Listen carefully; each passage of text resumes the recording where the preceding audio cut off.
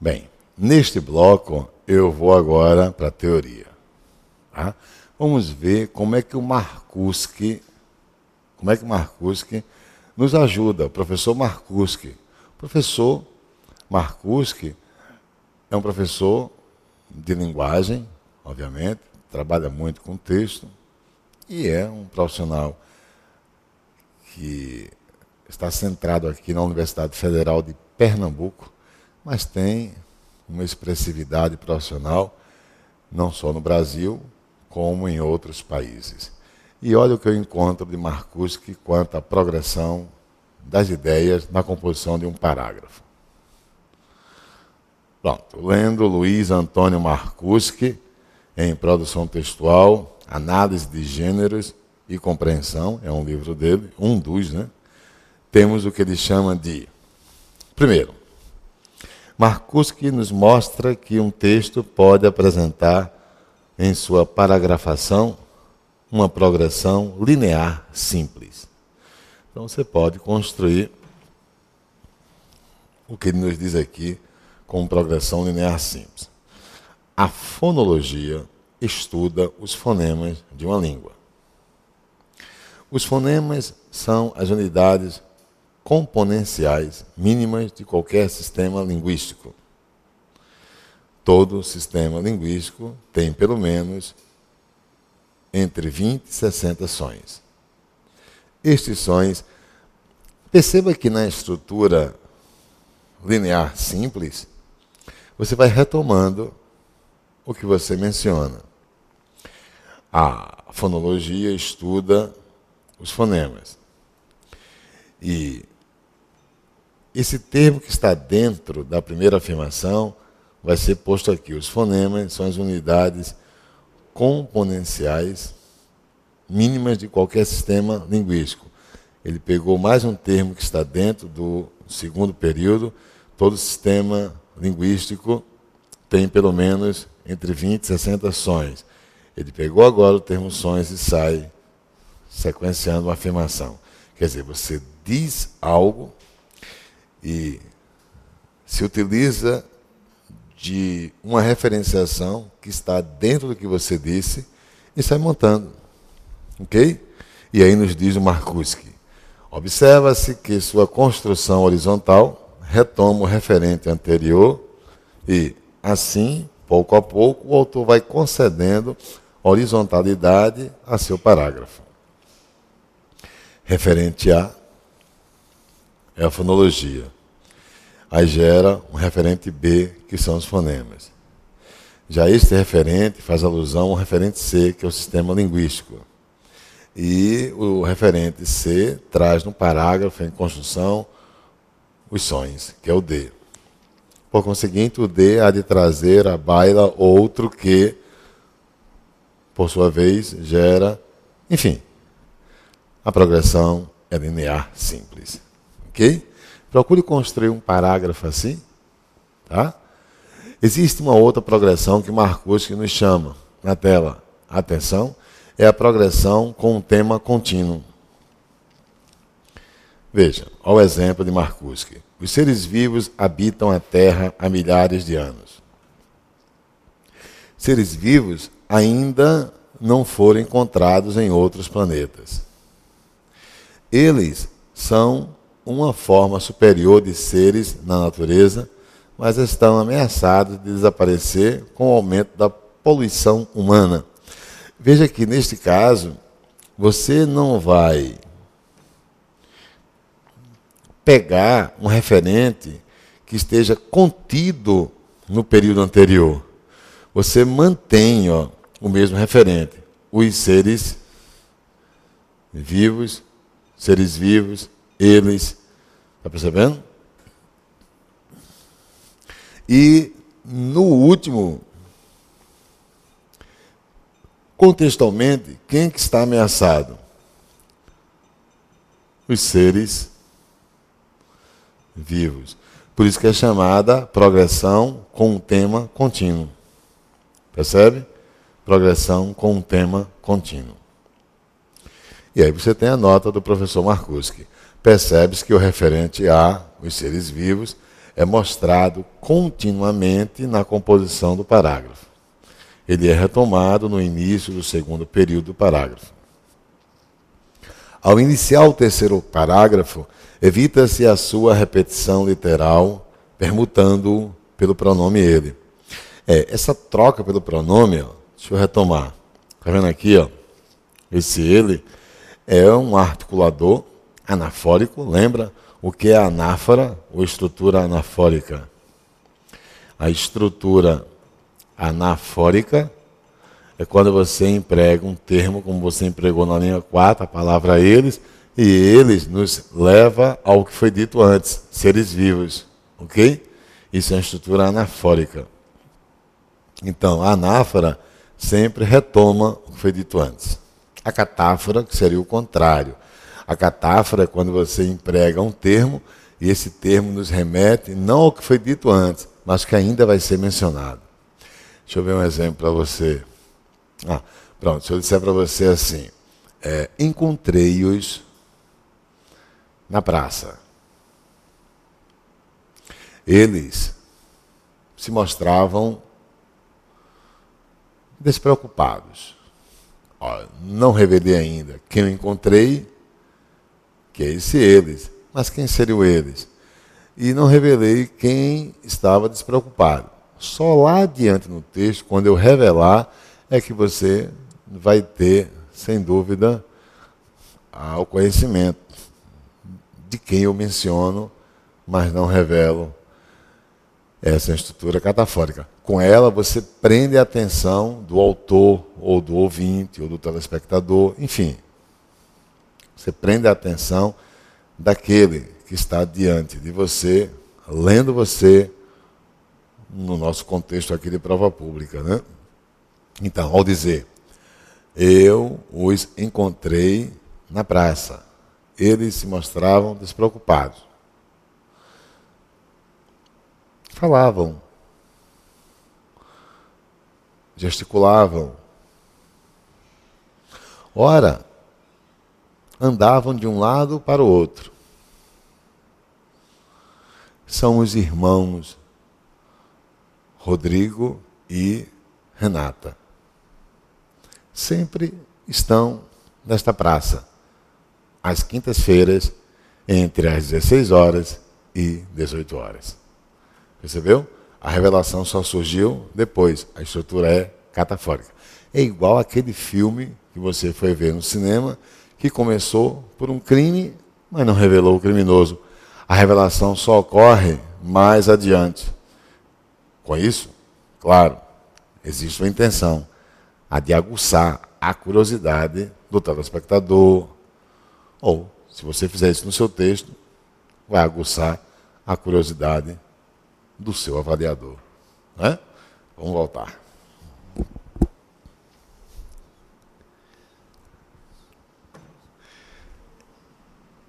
Eles. Percebe?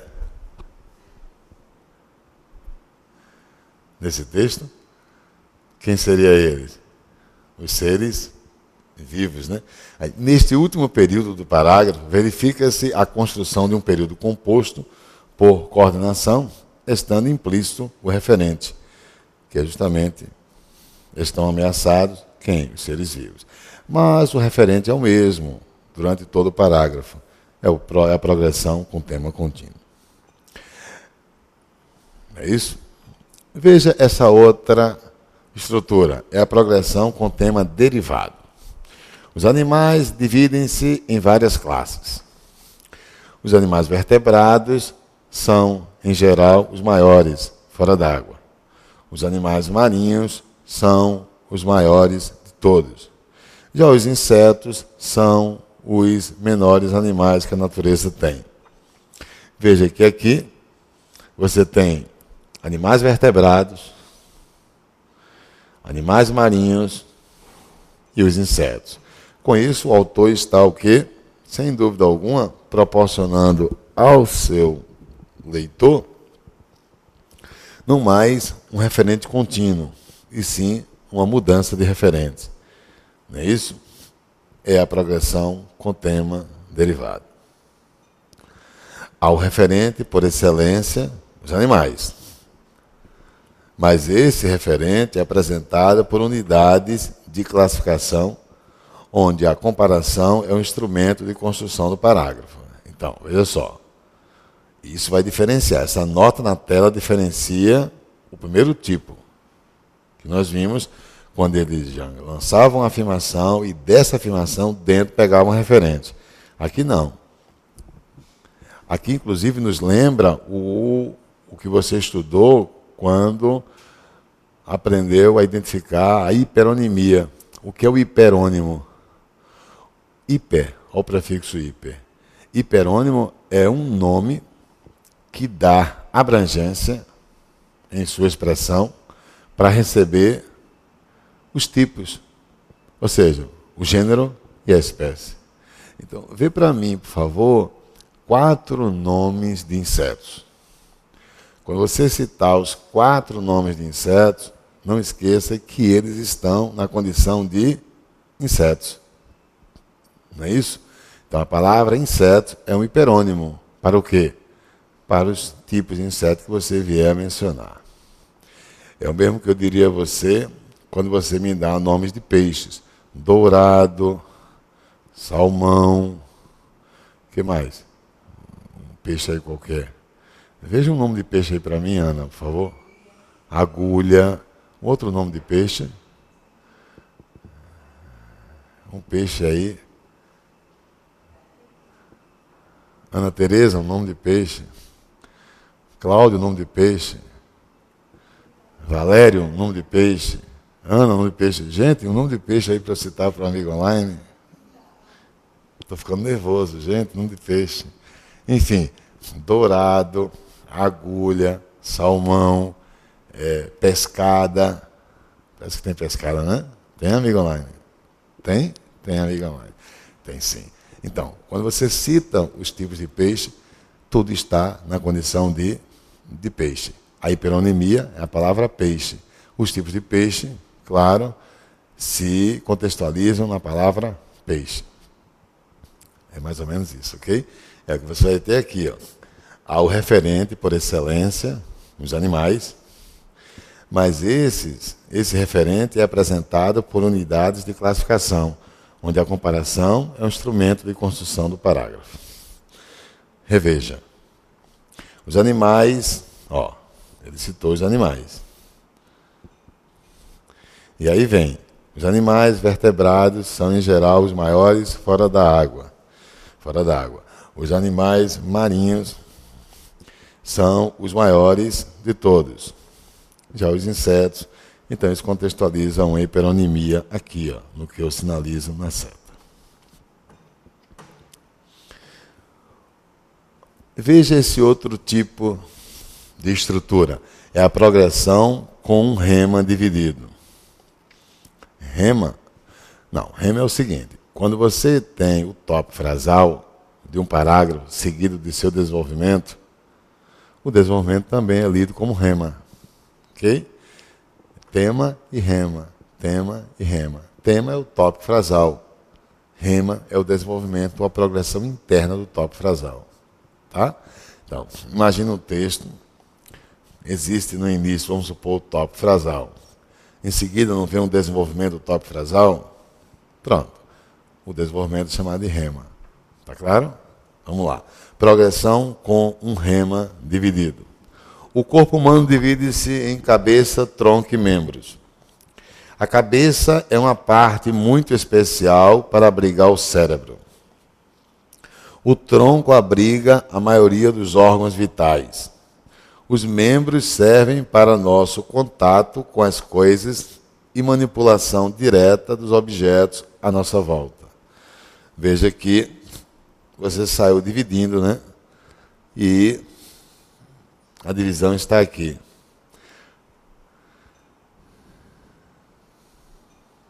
Esse é o tópico frasal. O rema é o que eu não vou pintar de amarelo. O rema é o que segue à direita, desenvolvendo os 3 tipos. E, claro, a progressão se dá com a divisão desse rema. Cabeça, tronco e membros. Ok? Tá claro? Tá? Ótimo. Vamos à observação. Há um único referente na composição do parágrafo, mas que se divide em partes menores. E estas partes são identificadas uma a uma.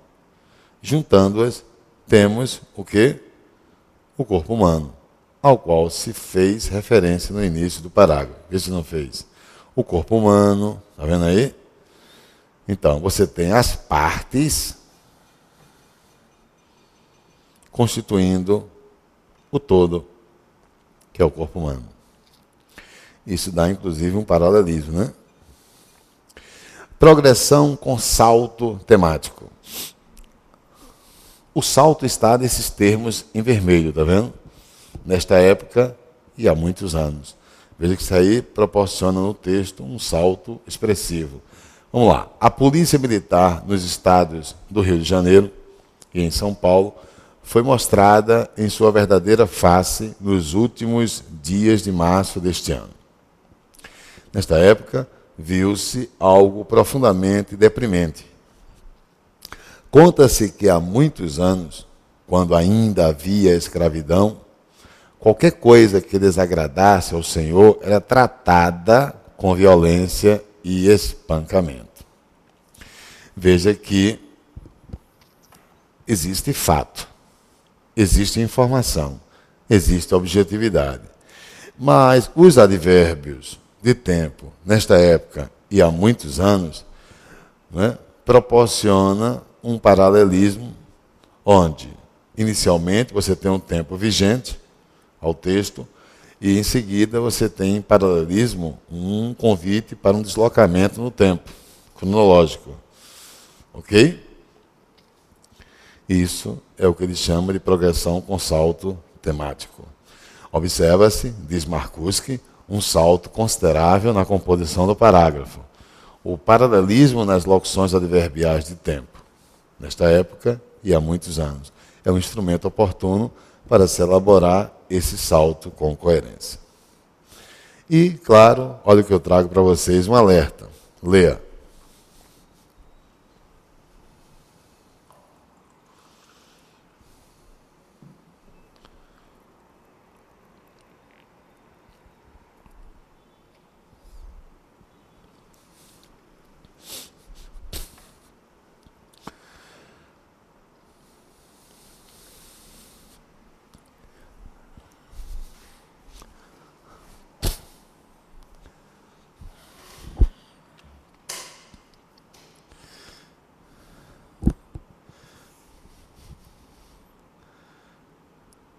Está claro para você? Fique muito atento a isso, né? Perfeita colocação aí do pesquisador. Ou seja, não é que você terá que seguir rigorosamente cada individualidade de progressão. Claro que não. Você pode gerar justamente o quê? Com a sua criatividade, uma paragrafação ou um parágrafo que contextualize o quê? A fusão de 2 ou 3 tipos desses. Olha o que ele nos disse. Vamos retomar. Veja o que ele diz aí no final. Veja no final. Né? Eu grifei a uma ocorrência pura e existe o quê? Com a sua criatividade, um ordenamento tem que existir. Né? E você pode fundir, perfeita a colocação do linguista. Né? Pode retomar. Está claro? O que não pode gerar o quê? Uma falta de organização das ideias. Ok? Não é isso? Leu direitinho? Pronto, perfeito. Ok? Bem, eu trago a você agora um outro texto. Vamos tentar observar o que vimos até agora no curso. Ok? Através dessas produções. Vamos lá. Texto 1. Há empresas que ofertam produtos e serviços de reconhecida qualidade para seus consumidores. Veja que nessa primeira afirmação, o que se tem é fato. O autor está ausente. Então você tem objetividade. Mas como você, antes da conclusão, deve se empenhar para ser articulista, olha o todavia. O todavia garante o quê? Tensão. Todavia garante o que mais? Estrutura bifurcada no texto. Vai anotando.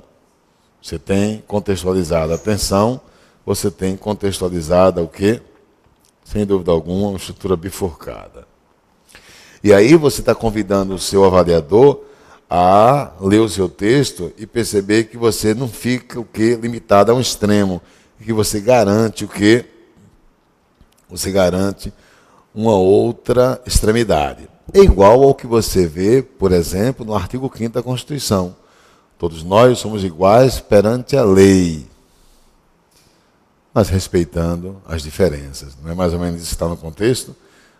Todos nós somos iguais. Uma sociedade constituída puramente de igualdade não tem sentido, né? Mas respeitando as diferenças. Aí você gera a estrutura bifurcada. Tá? Vamos lá. Todavia, se no desenvolvimento de suas atividades utilizarem a prática de jogar dejetos nos rios, não estarão sendo, afirmam ambientalistas, éticas nas suas relações com a sociedade, revelando uma atividade negligente em relação ao meio ambiente. O que esse autor garante, se no desenvolvimento de suas atividades, atividade de quem? Das empresas, ele está gerando uma suposição como oposição ao que foi dito antes. Então você tem aquela suposição se, vamos grifá-la, se no desenvolvimento de suas atividades, ou seja, das empresas mencionadas, utilizarem, olha esse verbo, utilizarem, quem utilizar? Ok? Utilizarem, então você deixar um agente de ação indeterminado, ok?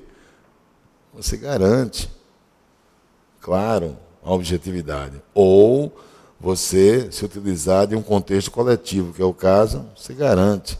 As empresas utilizarem a prática de jogar dejetos nos rios, no contexto aqui, seja amarrando com o que está em amarelo, quem pratica a ação de utilizar a prática de jogar dejetos? As empresas, que você mencionou na primeira parte do texto.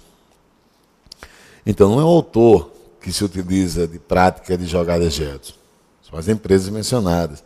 Se o contexto é coletivo, mantém a objetividade. Tá?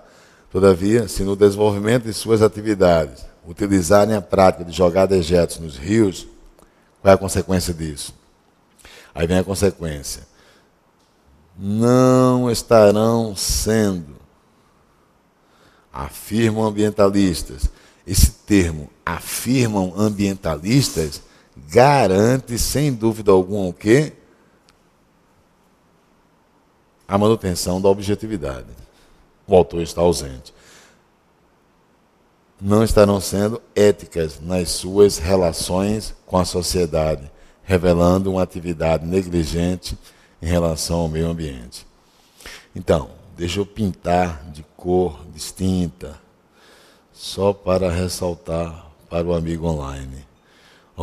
Afirmam ambientalistas utilizarem, que são as empresas ofertam o que representa empresas, não é isso?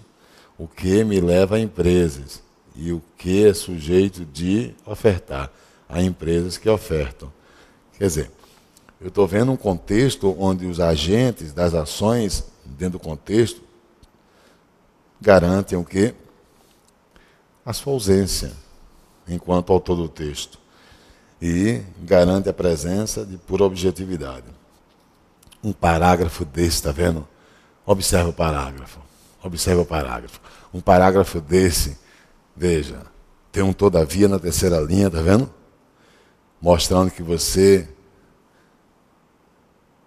é conhecedor da articulação macro e sabe se utilizar dessa articulação, que é a relação entre as ideias. Olha esse se, após o todavia, é você, autor do texto, presente no texto. Se, e esse se vai gerar uma consequência. Qual é a consequência?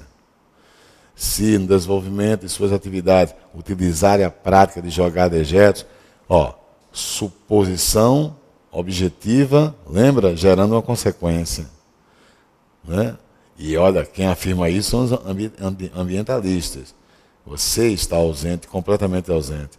Aí não estarão sendo éticas. As empresas não estarão sendo éticas nas suas relações com a sociedade, revelando uma atividade negligente. Então, todo o contexto da consequência ficou a cargo de quem, enquanto emissor? Dos ambientalistas, e não de você, autor do texto.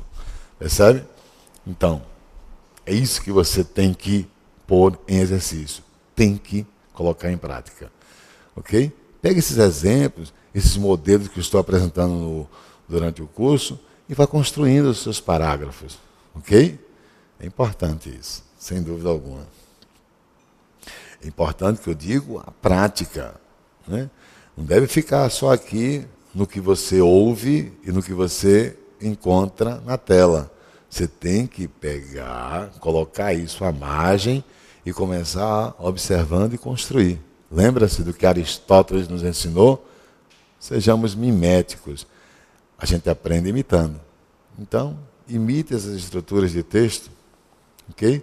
Que estão sendo trazidas de provas públicas e de livros, como a Fórmula do Texto, de Wander Mediato, como o que nós vimos aqui do professor Marcuski, ok? E há outros. Eu chegarei, inclusive, com um pouco de teoria de Teresa Serafini, em sua obra Como Escrever Textos.